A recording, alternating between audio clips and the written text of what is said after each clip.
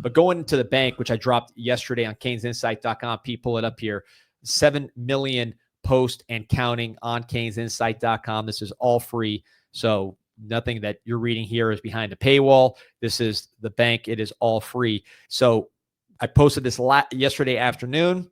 I mentioned Miami's in a good position for nickel Keontae Scott from Auburn via Houston. It was kind of a complicated couple months for Keontae Scott. Followed his coach, Zach Etheridge, from Auburn to Houston.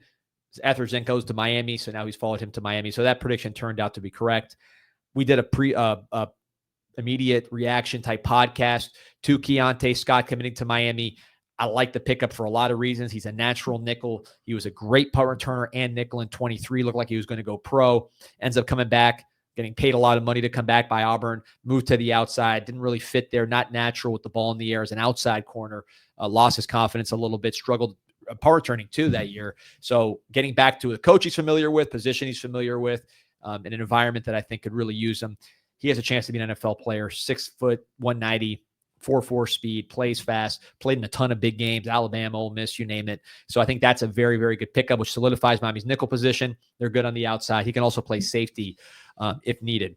Another thing I mentioned in the bank, Mohamed Toure, Big Mo Toure from Rutgers, who killed Miami in the Pinstripe Bowl last year. You were there. He was unstoppable. Toure's ACL was his second ACL tear, and has been out for, since then, missed the whole season. He's been posting rehab videos. Looks like he's back up and running. He was an absolute terror before the injury. Looks like he's back. We'll see. But he was at Penn State on a visit. Also visited Miami. Looks like he is leaning towards the Hurricanes. We'll see if Miami can close the deal here. I expect that to be done one way or the other pretty soon, but I like Miami for Mo Toure, who is just he can replace a lot of what Mal and Noah brought with his length, with his athleticism, with his timing, his ability to blitz. Jackson Cantwell, word I got to describe this one's like a tennis match. I was getting a lot of confidence earlier this week. I'm still getting confidence from UM, but there's acknowledgement that, hey, Georgia's right there, if not leading. So they're making their run. Obviously, they got the visit now this weekend. Jared Curtis just committed to Georgia, number 1 quarterback in the country.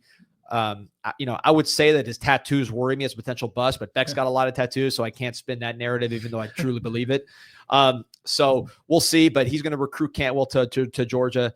So that's a battle, but Miami still feels confident. They got some swings left in there and a great relationship. Some more names from high school to keep an eye on that I'm told just have momentum, names to keep an eye on. We're talking about Calvin Russell from Northwestern, Vance Stafford from Orange County, Georgia commit. I'm hearing there's juice there.